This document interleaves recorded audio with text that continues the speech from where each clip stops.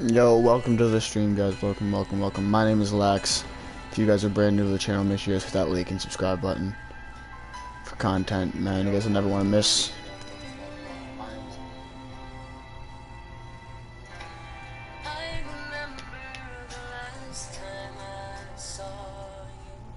A vid. There we go.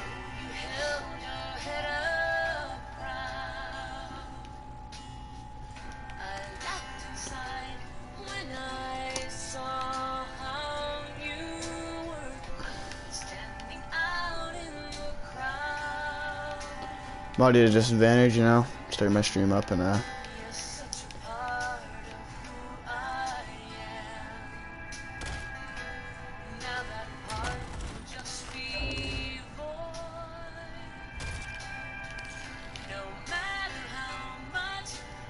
I need you now and needed you more.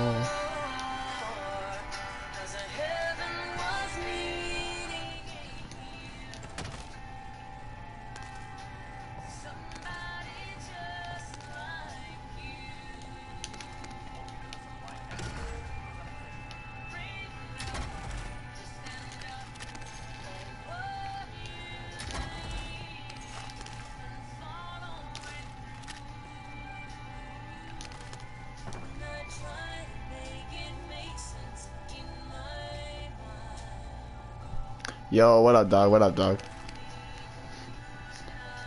Calling me a posy? Why are you calling me a posy? Bro. Yo, dog, wanna get some games?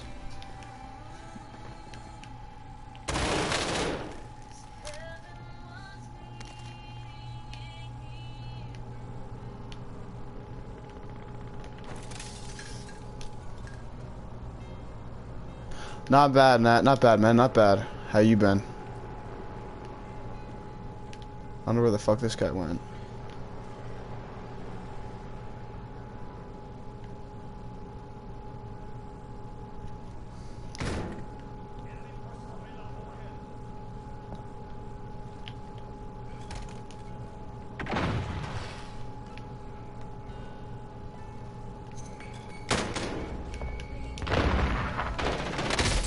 Of course, I get fucked up.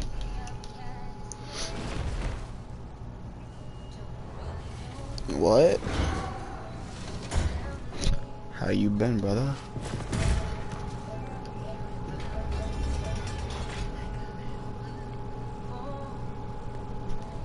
Alright, man. I'll hit you up right after this. Right after this, man. Yo, you have me on Warzone, right, babe? Right, man?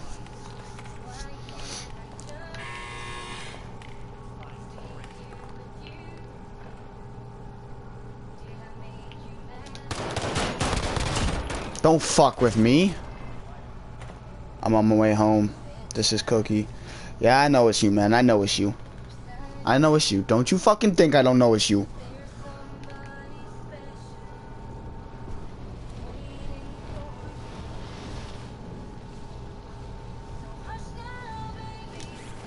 Don't you cry.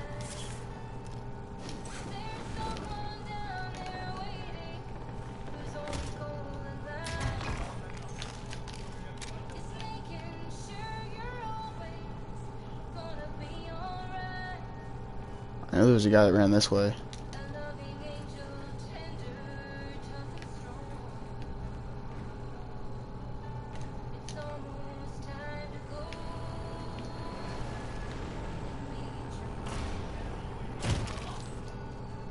Yeah, just like that. Fucking suck my ass.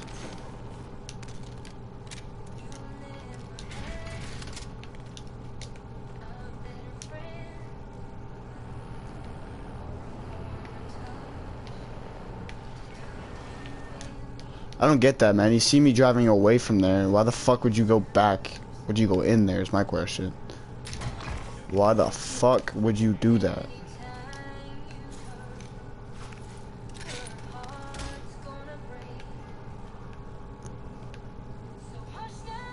Baby, don't you cry.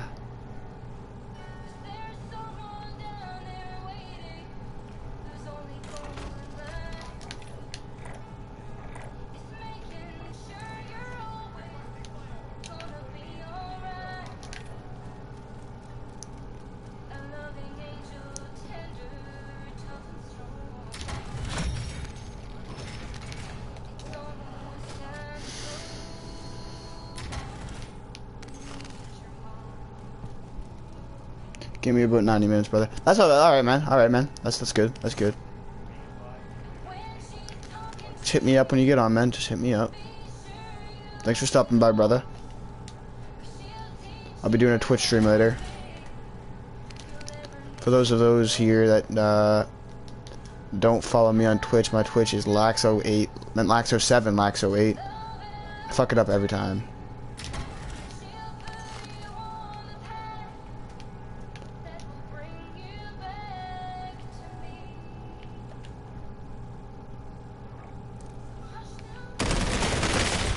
Of course he fucks me up. Of course he fucks me up.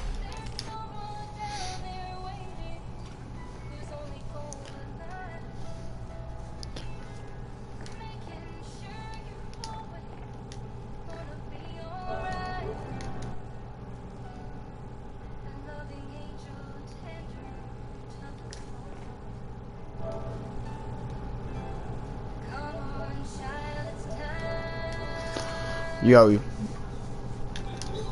I just got fucked up. Well, I started up my YouTube stream and I was like, fuck. I'm like, wanna know what? I'll do that. And I dropped in the worst spot I could ever drop and wasn't ready. So I got fucked up in a house and then I dropped in another fucking spot I don't normally drop. And drove over a guy and then got fucked up again.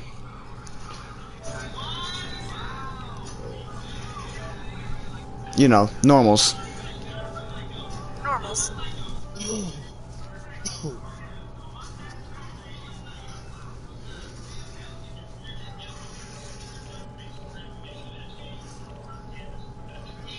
Hey, Cody, well, sure, man. Since I know you're watching, hey, bro, you gotta go ahead and write into my my stream again. Your name.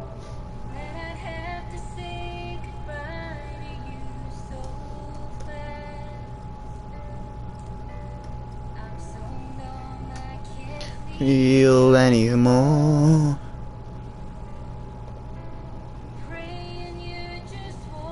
Through that door.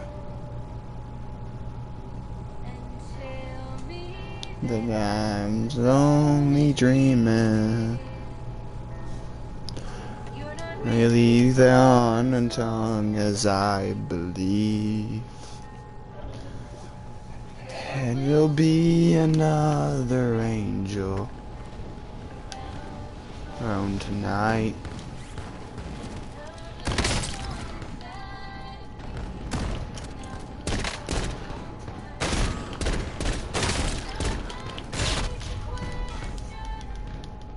Only God knows why. I'm just jealous of the angels around the gun tonight. I'm gonna try to get back into streaming regularly. You know, I'm kinda fucked up in the last couple days, been dealing with some personal shit. You guys don't want to hear about that.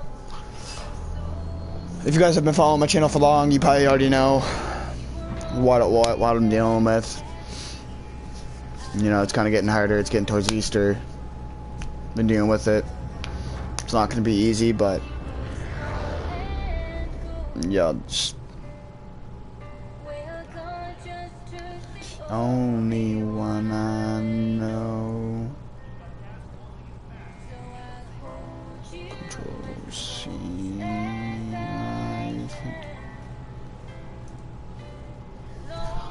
So the day, watching your face again. Till then.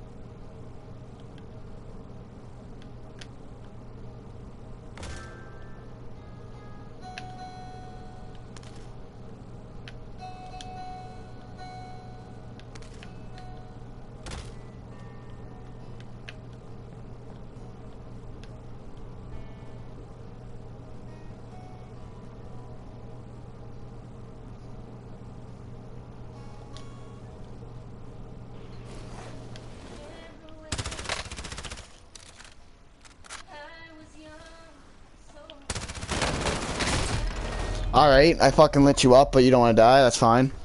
That's fine.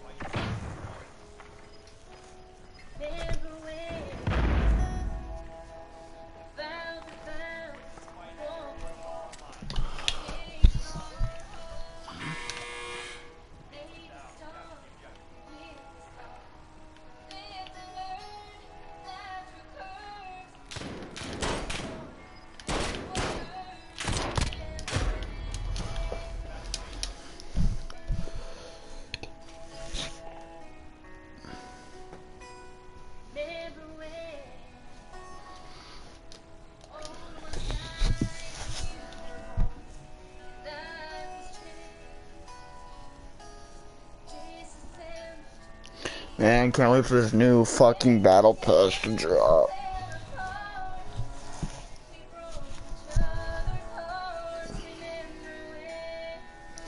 Remember when?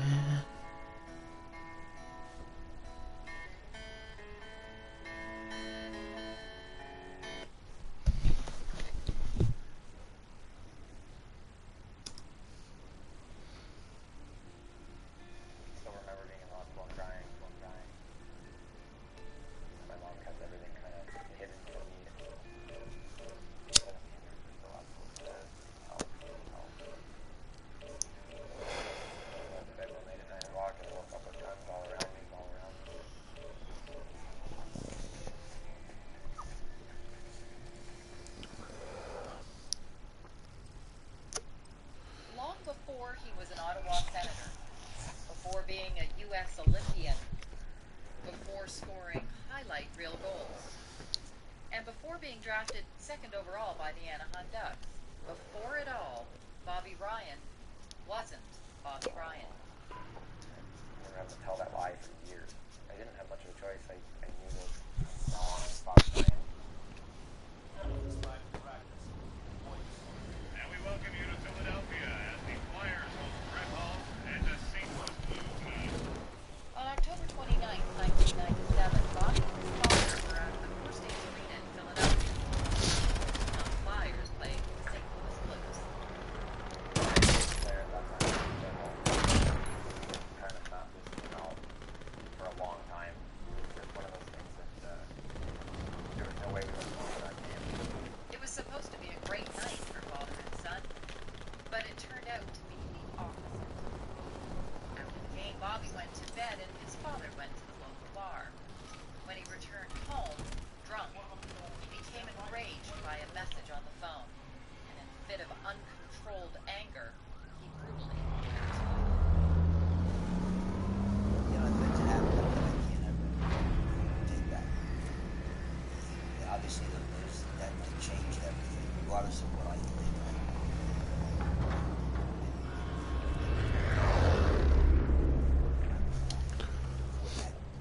Bobby and nobody paid a big price. We have like extensive versions, obviously. Get us all about I don't know, something, Snow Crusher, something along those lines. Was it a shock or had your father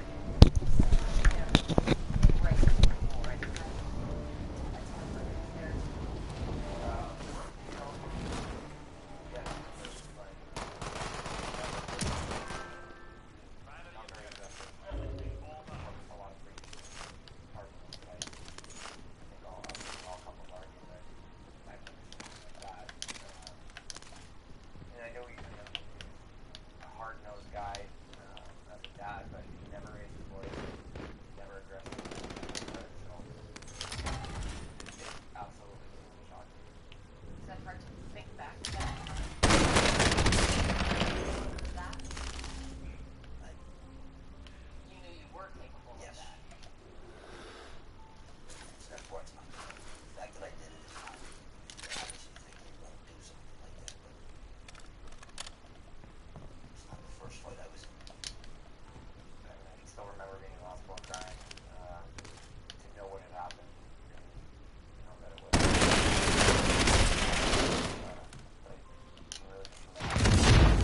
That was gay.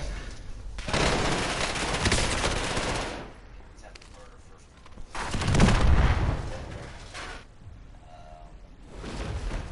terroristic threats. Charges. That's pretty serious stuff. Yes. It is. Life in suburban Cherry Hill, New Jersey, just outside Philadelphia, was pretty normal before that horrifying October night. Bobby was born there, raised there, and only child to parents Bob and Melody. Mom was the homemaker, while Dad worked 9 to 5 as an insurance executive. Bobby attended a Catholic elementary school, and when he wasn't studying, he spent most of his time at the local rink playing hockey.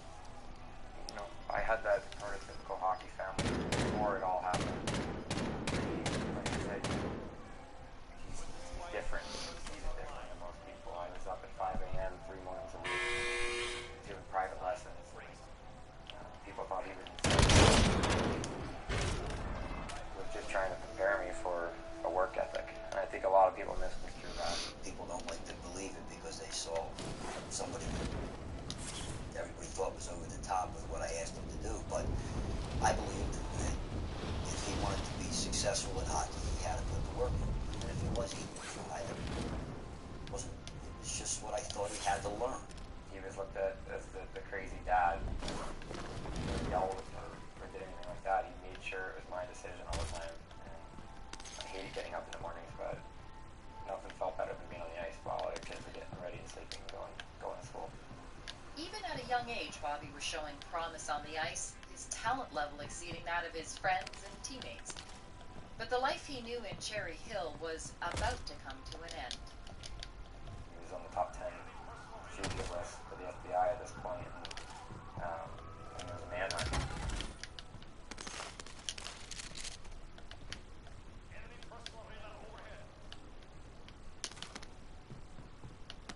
On October 29th, 1997, Bobby Ryan and his father drove to their suburban New Jersey home after watching a Philadelphia Flyers hockey game. Bobby went straight to bed, while his dad dropped by a local pub for a few post-game pints. When he returned, chaos ensued. In a moment of rage, his father had beaten his mother, her injuries severe. You know, the things that happened that night, I can't ever take back. Yeah, obviously, that night changed everything.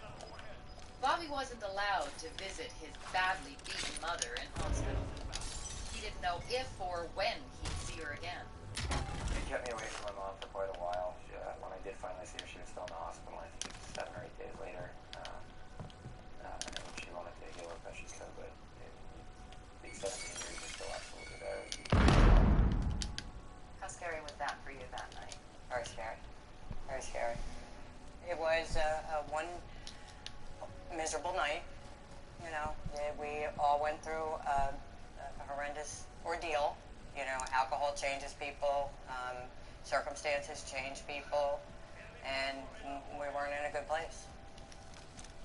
What I remember is that my mom had to press charges.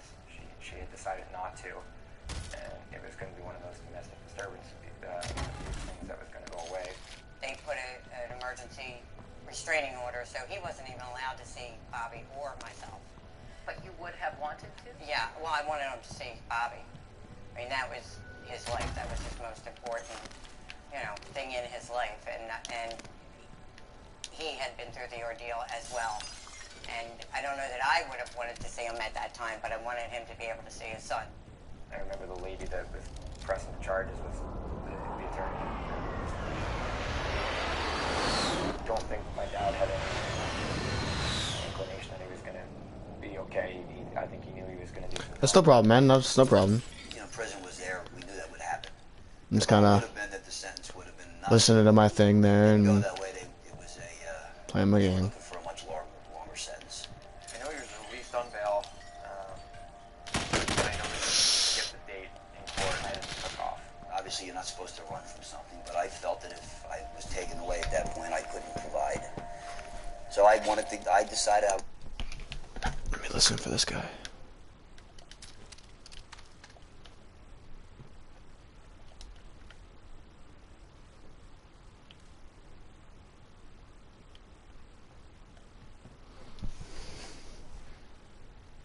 Yo, Luke Banks, what up, man? What up?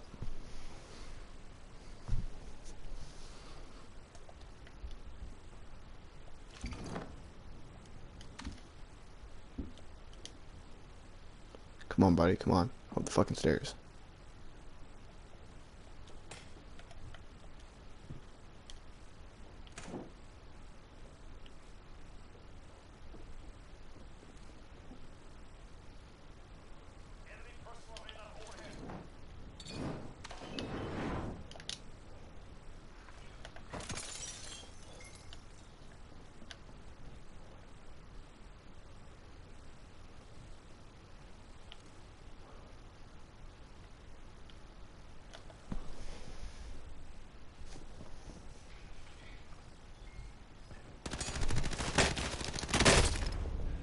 Taking care of business, nope.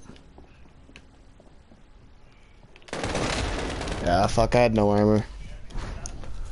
No fucking armor.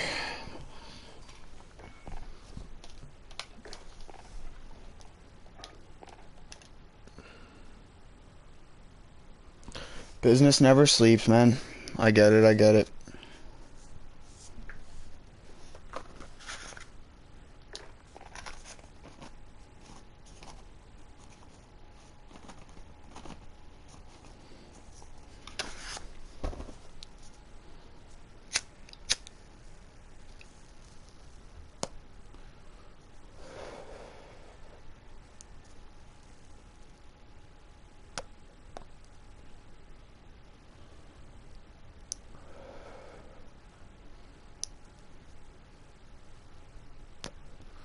How you been, Cookie? How you been, man?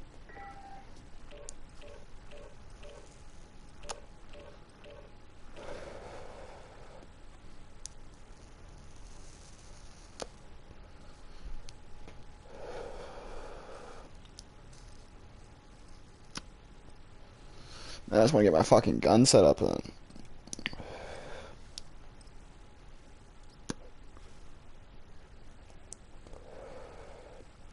Blessed to see another day. That is true, man. Amen to that. Amen to that. It's kind of what I've been kind of going through here.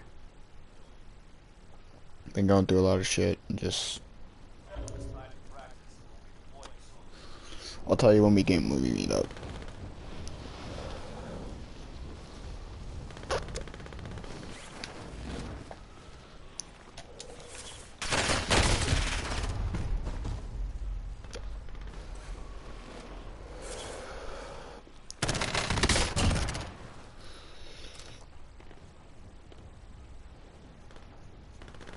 Just going through some hard times here.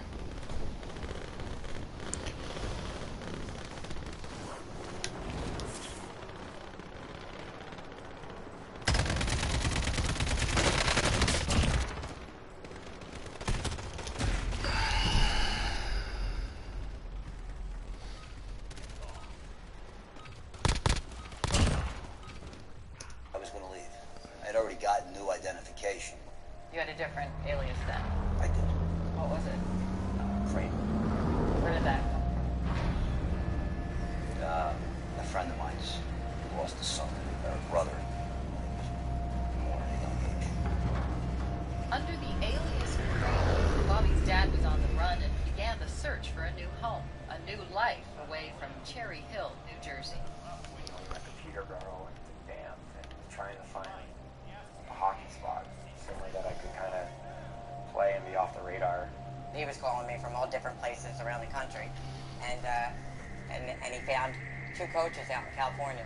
Who would have thought I'm California? gonna stop and get a knock court. Yeah, for sure, man. Get for sure. Don't take your time, man. Spot did we end up, but tried to find a place where I thought he could continue with hockey. And I would assume Maybe that will. Maybe that will, man. But I was worried about it. While Bobby's father was settling in California, mother and son were still on the East Coast in New Jersey. We would be in the car, and people would be following us because they thought my dad was in the backseat and things like that. Like the police were Yeah, following him, yeah, looking like, for your father. yeah, undercover cars, and I remember writing license plates down all the time, and hiding out in essentially your own neighborhood. So at what point then, once you've gotten to California, do you have Melody and Bobby come join you? How did that work?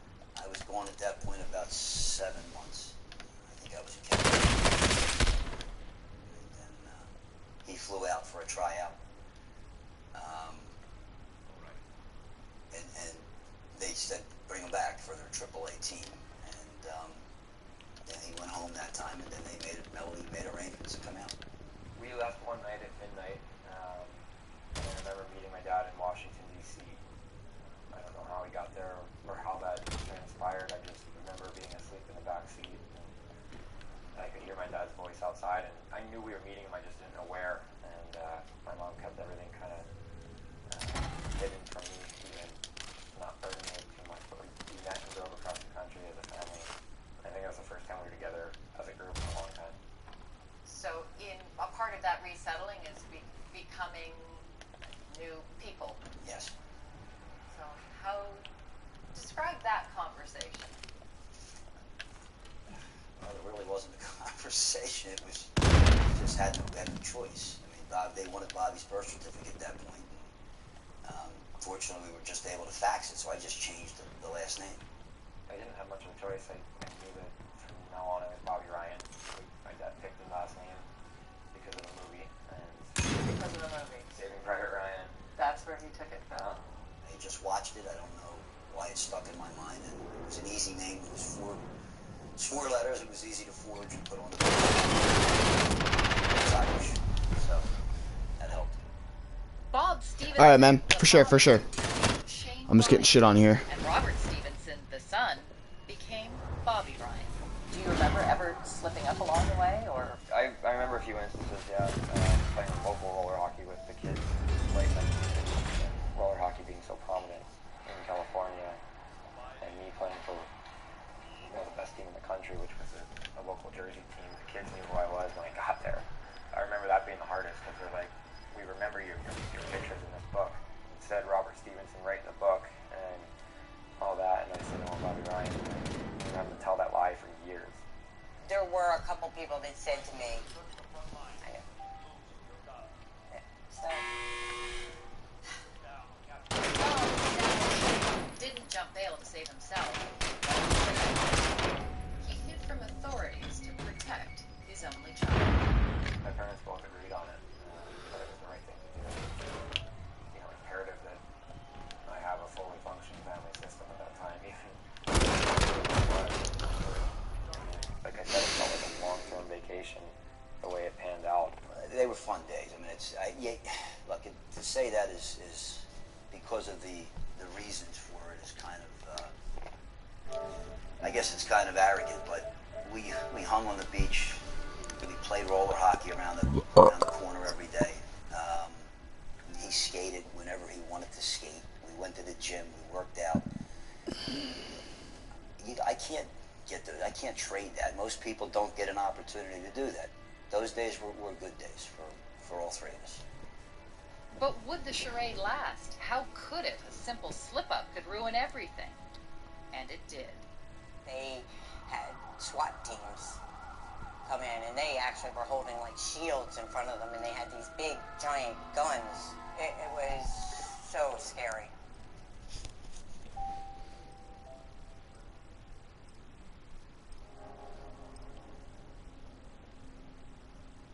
The family formerly known as the Stevensons, now the Ryans, were in hiding. After being charged with attempted murder, Bob Stevenson skipped bail, moved from New Jersey to California, and changed his name to Shane Ryan. Joining him on the run were the wife he had brutally assaulted and their young son, with his new name, Bobby Ryan. I think I knew this wasn't going to last forever, but the way I understood it was that my dad just wanted to get me on the right path, whether it was hockey or school, and I think he had always planned to turn himself in. The FBI and U.S. Marshals were still searching for Bob Stevenson, and a careless mistake would lead them to the fugitive. He used a Blockbuster card under an old alias that was being tracked apparently by the FBI, and I don't know what the time frame was between when he used it and when they tracked him down, but I remember they told me it was like 30 or 40 guys. They had SWAT teams come in, and they actually were holding like shields in front of them, and they had these big, giant guns. I was sleeping right in the living room on the pull-out couch. My parents in the wall, so I was the first person they saw, and they kind of stood around the foot of the bed and kept me where I was. I could hear them, and I could see them, and my son was in that bed. And I mean, I could have jumped off of there. I woke up with guns all around me and pinning me down and whatnot. Both of us were screaming for Bobby because, you know, you see guns and he's right down there and you can't get to him. So we were both screaming. That was more scary than anything in my life. There's a reason they came in that way. What the Camden County prosecutors here did was when they issued the bail jumping indictment, they left the attempted part off. So they believed they were kicking in the door looking for a murder suspect. They came up the steps and pinned him down, you know, on the bed and, you know, did what they had to do. But then I got down. But at first, they were coming up and I couldn't even get down to hold him or be with him. It was horrible. You know, my dad naturally probably would have fought, but I think he understood the gravity of the situation at the time it happened and, you know, walked right out with them and gave me a hug and a kiss goodbye as he was being handcuffed and ushered out the door. I don't remember a whole lot after that. That was kind of the toughest time for me. It was right when he left. It was essentially going to be a long time before I saw him again. I don't know Oh, how look, a little bitch. but I think he has. How did life change for you and Bobby then? Oh, a lot. I had to change everything. I didn't have a choice. And it was a struggle. It was very hard. We were at this really weird crossroads. We didn't have, you know, the financial system to set up and stay there. California is not cheap. But my mom kind of, you know, kept it together for that year. I worked during the day at the rink, and he would come and play open hockey with the men, and I would go to work at the airport at night. So I went to work at the airport thinking that because they were such a good team, there weren't a lot of teams to play. They always had to travel. So I thought, well, if I work at the airport, I can get them on free or cheaper flights. I still don't understand how she did it.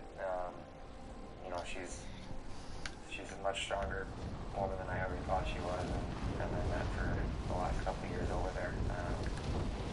You know, she took on way more than any single lady, I guess, at this point. You can call her that, had to do. With his father incarcerated in a New Jersey prison, the family secret began to leak out.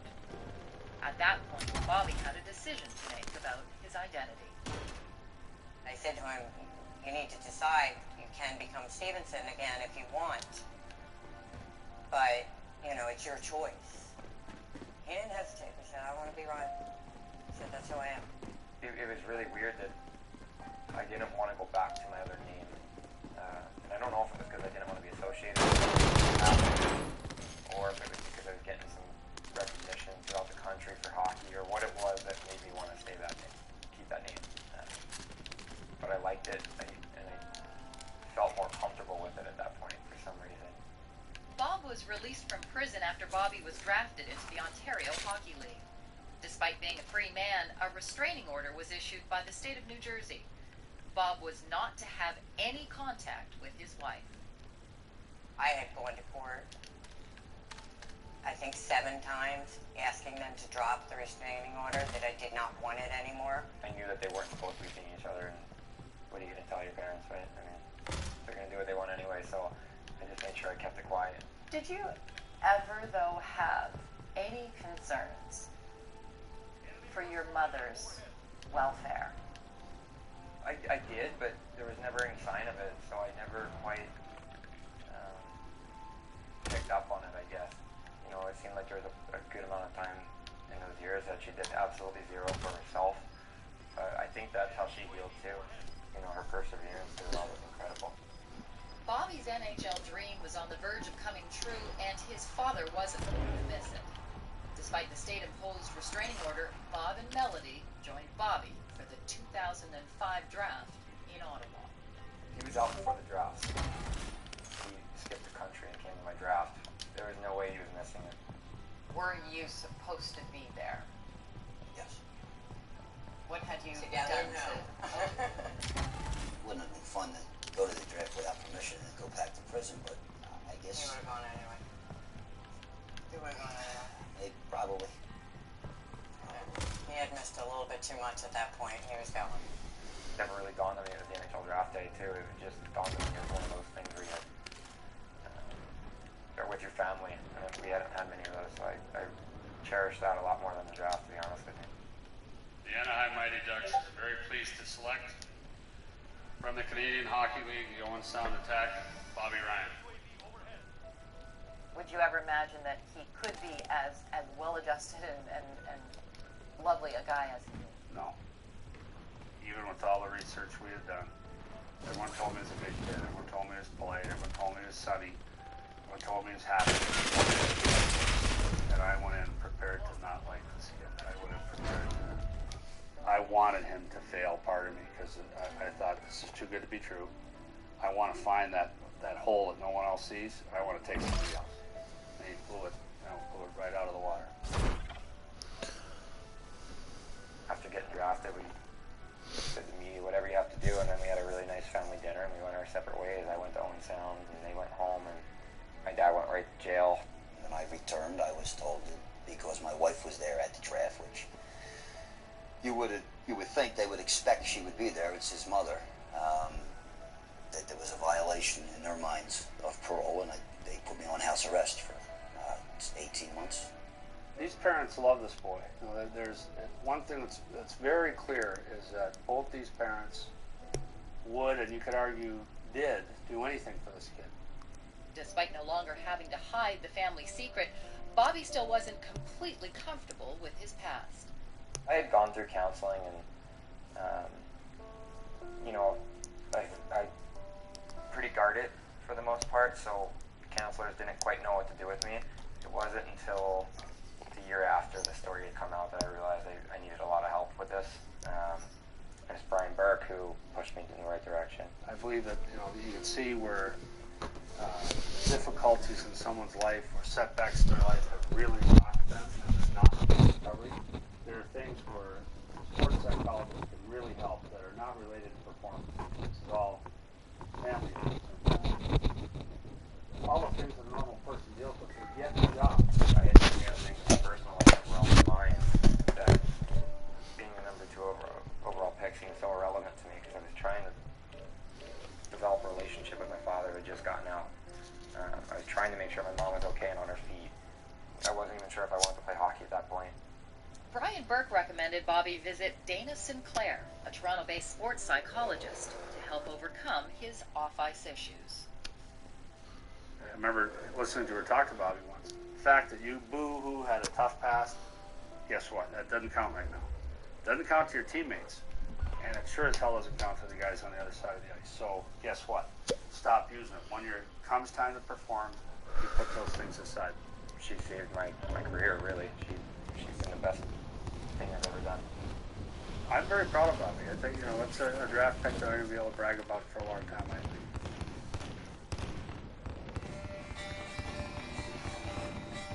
Bobby Ryan has come to terms with his situation. It's no longer an issue. Melody and Bob are still married, happily living together in Cherryville, New Jersey. Father and son kept the Ryan last name, while Melody remains Stevens. From the outside looking in, a lot of people are probably going to look and think, wow, they're still together. How do you explain it? That goes there. That question gets asked of him, not me. It's meant to be that way. It's meant to be that way. And a lot of it was for Bobby. We went through a lot of those years. We're staying together as a family. And my husband came from a broken family, a divorced family, and very, very much believes that, we're not doing that to our son. My family's happy, they're together, they're home in New Jersey, and I'm here. And, we got through it. That's the underlying message. You're a lucky man. I know. I didn't deserve it. Her and Bobby, I didn't deserve deserve either one of them to still be there when I came home. Do you think he is proud of what you've been able to accomplish? I like to think so.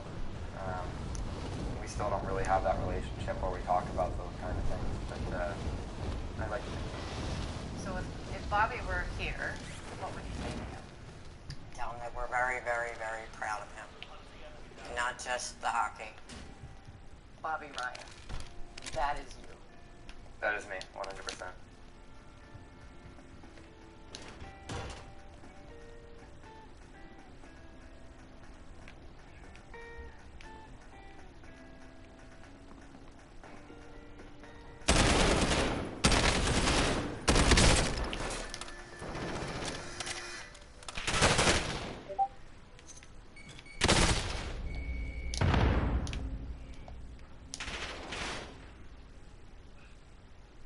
Bro, your beard is coming in thick.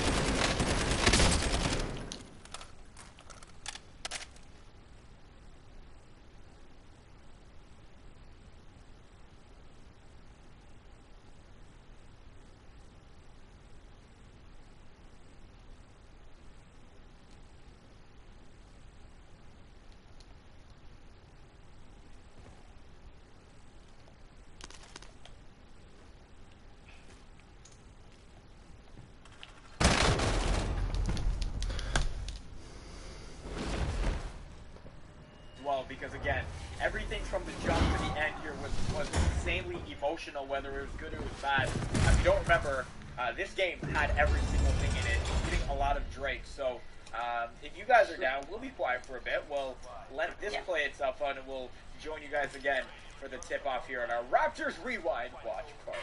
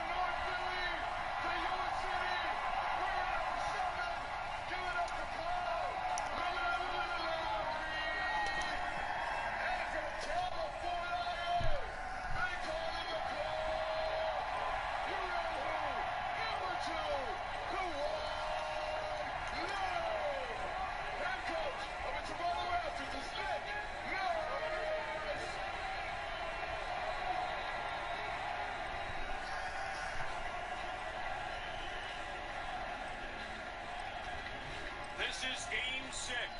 The Toronto Raptors are one game away from reaching their first ever NBA Finals. Matt Devlin, courtside along Leo Routers. What must they do to secure that one win tonight? You have to bring the intensity. We saw it in games 3 and 4. The Raptors have to come out. Alvin Williams said it in the pregame. You got to come down like you're down 3-2. You have to come out and take this game with physicality and intensity and detail. Toronto Raptors took Game 5 in Milwaukee, 105-99. Raptors have won 3 in a row, Leo, in this series. First time all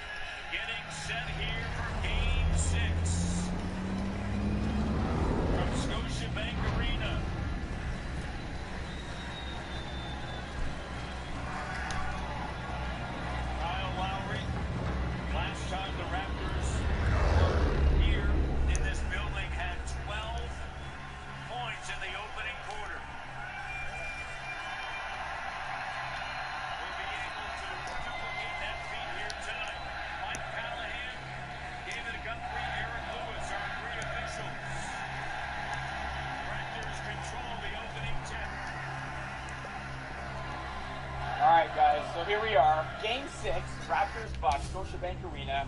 Exercise all those Kyle Lowry demons because right off the top, my guy is going to get things started. Hold on, spoiler alert. Kyle Lowry, runner in the lane. Load on. I want to give a big shout out to Mark Strong, Strizzy. How that voice held up for the entire postseason run, DJ, I'll never know, but he got this place on fire early with those introductions. He's undefeated at intro. Like, so hype. Find yourself a hype man who gets more hype than Mark Strong. Speaking of hype, Drake, when you go to a game dressed as a character in a basketball movie, you're ready to play. I love the fact that Drake was giving an homage to Tupac with his attire in the game. Also, this is only our second. underrated movie. This is only our second crack at this, and DG already have a whiteboard and have stepped your game up. So I'm impressed with your effort for. Yeah, I like it. What do you got on the whiteboard? I missed it. I had Mark. I heart Mark Strong intro because he's undefeated in intros. I genuinely didn't see it. We're so in sync. Yeah. Even though we spent all this time apart from each other over the last couple weeks, like we're still all there, guys. We're still all there. All of Raptors Nation feels the same. Matt Devlin was there for that game. We're hoping he joins us a little later on in this broadcast. On top of Mike James, former Raptor, Mike James, and Kendrick Perkins as well. And hopefully Matt Bonner. We're going to try to get a bunch of guests. But we're also going to allow you guys to listen to a lot of the game as it goes on as well. Because, again, it had everything, guys. I remember early in this series, I was in Sweden. And I woke up early their time to watch these games, like 2 in the morning their time. And my God, there was regret because for games 1 and 2, they didn't go very well, guys. They just didn't go very well. And to think that within a week, this was the scene and we were in the building or outside the building as I was, I can't even imagine. Like, I still can't believe this crazy, crazy turn of events. So I've now progressed from getting married to being on my honeymoon to watch the Bucks series. So I was in Key West, Florida, to watch this one at the sports bar, and I have to say, I wasn't working. I was honeymooning. Bad timing, I'm well aware in the end. But the sports bar I went to had this setup where like you had a box on your table and you dialed into the TV that you wanted to listen to. So everyone in the bar could be potentially listening to other things. And there was NHL playoffs, there's all sorts of stuff. What do you want to say, Face? I want to say, because I know, DJ, you were in Colombia for a finals game, right? No, not a finals game, the finals game. The finals game. Okay, so hold on. Yeah, I was in Cartagena. And you were in Key West for this, like, who do you think had the better outside country bar Raptors experience? You guys can sell the experience right now. DJ, I'll start with you. Go. And in the chat, you can let us know who had the best viewing experience for being outside the country during a crucial game. I'm going to say Danielle, one, because low-key, she was humble bragging with us. I was in Key West on my honeymoon. Like, that was a flex. We didn't need that. You were in Colombia. How was this a flex? It was my honeymoon. Yes, right. But it had nothing to do with the first quarter game 6. You just wanted Canada to know. So I'm going to say Danielle. But also, I watched the game on ESPN Deportes. I had to read the subtitles because it was being played in Spanish. So I think Danielle had the better experience. Yeah, hands down, mine was better. I would say I had it in English, and the whole bar could have been listening, as I was saying, to anything else. There were so many options, and you could hear the unanimous Raptors Bucks playing, but there was like half and half Bucks and Raps fans in this bar. So I was kind of, I'm used to being in a bar where it's just Toronto fans. So it was a bit of a weird experience to have that half and half the whole way through. What was your demographic? Outside of goal.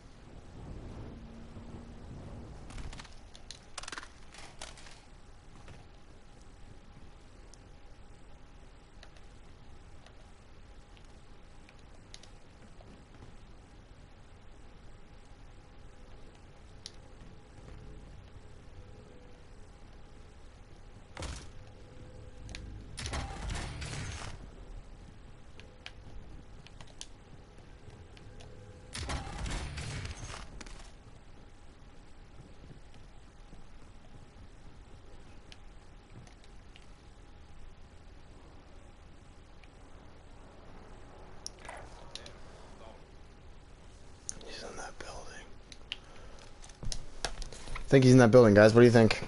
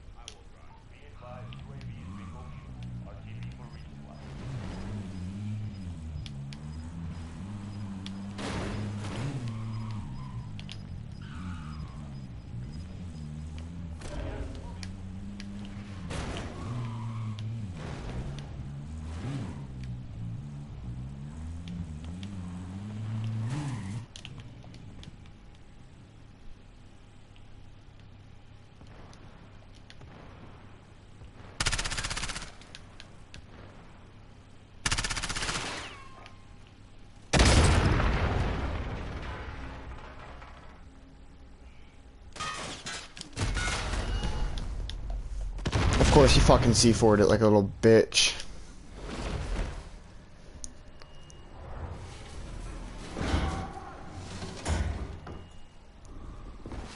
I like how he one-shots me.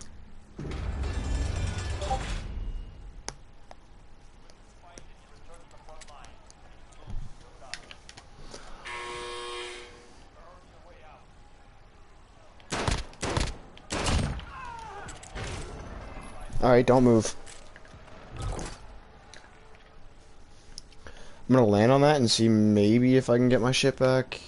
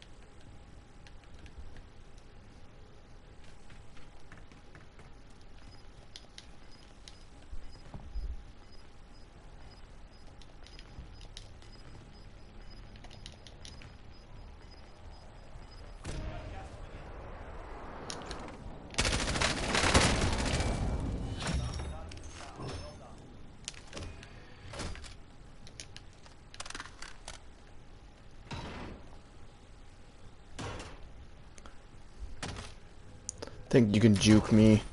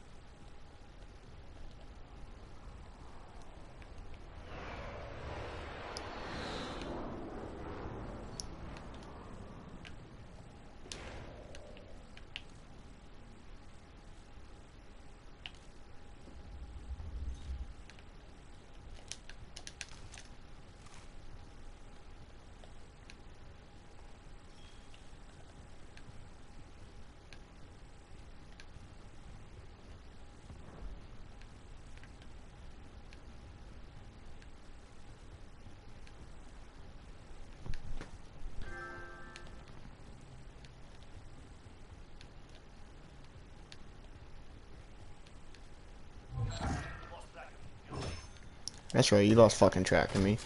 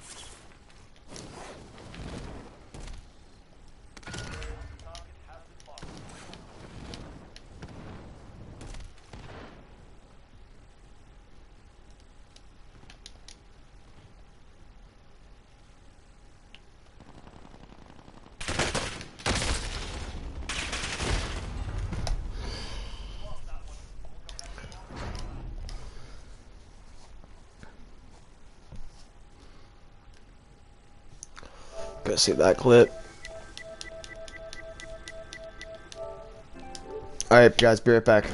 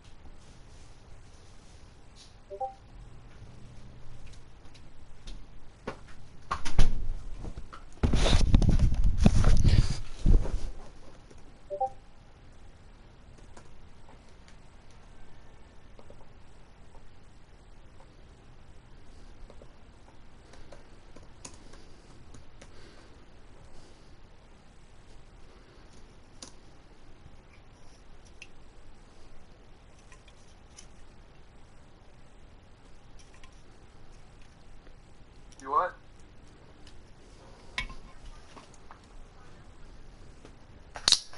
What? Alright, how'd you do that? You go ahead and have a nice day, big dog. Lax, I'm gonna go ahead and do one more play if you're watching, and I'll be down to hop on Warzone. But I'm about to go ahead, and this video is gonna go ahead and be my last video for the stream. I'm gonna go ahead and end it because I gotta do something, and please go ahead and tune back in because I'll definitely be back on. So if you're gonna go ahead and come back trying to watch the stream, please go ahead and subscribe if you haven't subscribed already, and hit that notification button, please.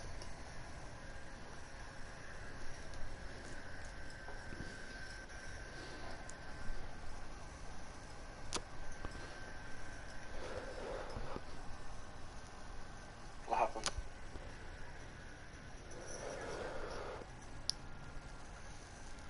I didn't even know you were in the game.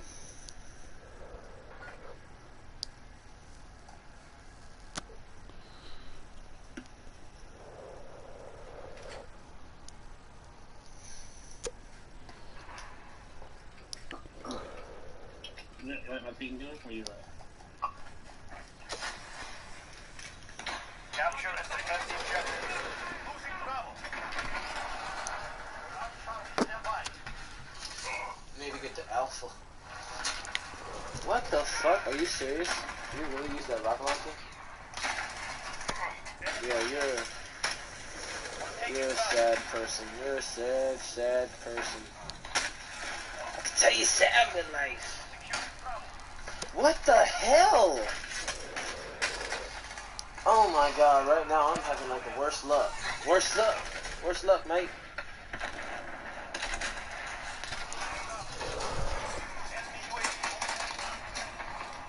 Yeah, do them dishes. So Matt, to follow up on that, Richard Emma, who's in the chat, said, do you know how you originally, like, who gave you the Red Rocket nickname? Where did the very start of it go? Because we all know it's because you wrote the TTC, but who dubbed you that? Chuck Swirsky. Chuck Swirsky gave me that nickname. All the Spurs coaches used to like to bust my chops. Yo, what up, guys? Hey, you guys got mics? But it was actually Chuck Swirsky. Yeah, he gave me the nickname on the broadcast. Your story about the Toronto fans is very similar, I think, to the one we saw that Danny Green would have had a short time in Toronto as well. And last time you were with us last week, we talked a lot about Kawhi as a teammate. What about Danny Green, especially, you know, on the court when he's not hitting shots? Because we mentioned off the top that he was kind of struggling to find his stroke in this game and a lot of the final games as well. But he was still on the court because, I guess, in Nick Nurse's eyes, he offered a lot of value. What else was Danny Green if not just a sharpshooting guy? Well, off the court, just an amazing guy, super down to earth, like you said. And I talked to him a lot about that actually when he got traded. I said, you're going to love living there, and the people are really nice, awesome food, you're going to really enjoy your time in Toronto. And then... Yo, guys, you guys got mics or what?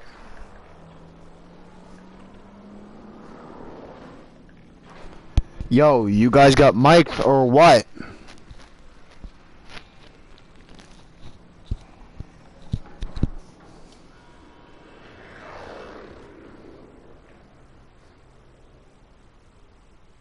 Yo, do you guys have mics?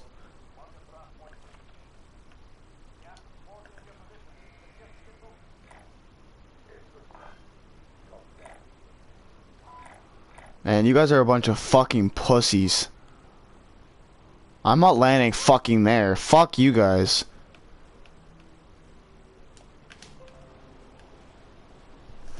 Man, I hate teammates that don't have fucking mics. Absolutely hate it, guys.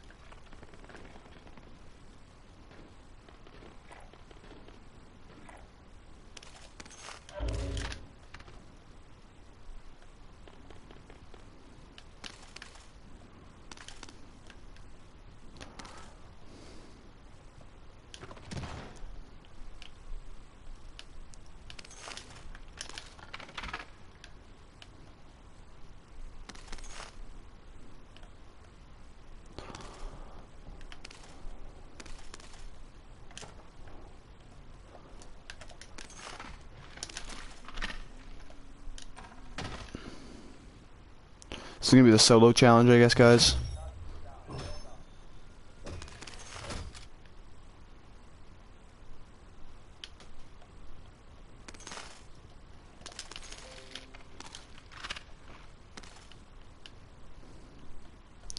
Seen a lot of YouTubers, everybody do that, so.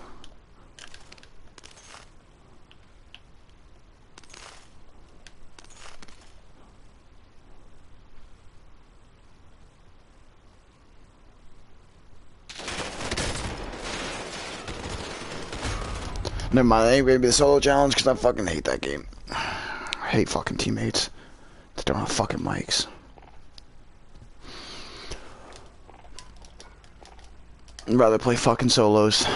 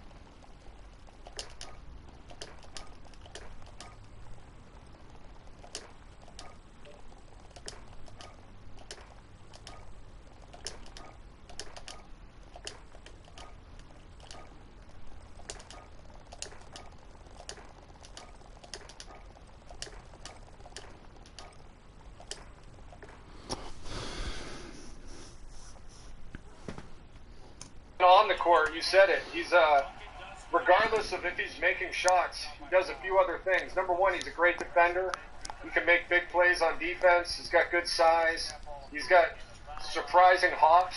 He's good at blocking shots. And also, even if he's not making shots, he changes the dynamic of the game because you have to respect him. So he opens up driving alleys for guys like Siakam and Kyle Lowry and Kawhi Leonard. Guys aren't going to double off Danny Green. If they do, they're nuts, no matter how many shots he's missed. So he's great for spacing in the offense. And no matter how many shots he's missed, every time he shoots it, you're like, oh, it's going to go in. And sure enough, he'll stick with it, and he might miss 5 or 6, but he might hit a big one when it matters most. So Matt, Giannis just got called for goaltending there, and biggest mascot, what do you make of his shenanigans on sidelines throughout the playoffs? That's one thing I love about the NBA, like the culture aspect. It's more than just the sport of basketball. It leads into music, fashion, pop culture, the fans, celebrities, and that's just another example of that. I think it just adds to the awesomeness of the league.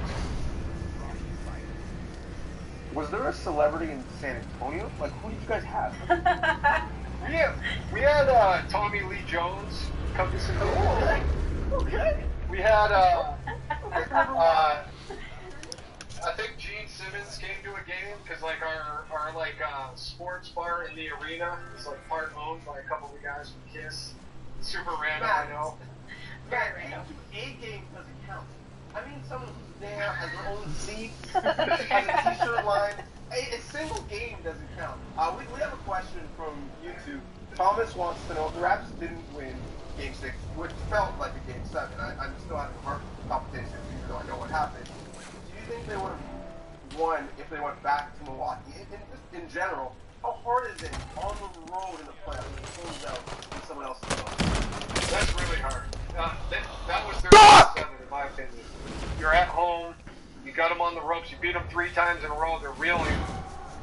That's your chance to, go Indiana Jones Temple of Doom and reach in and rip out that heart, pull it out, and hold it up. Epic moment.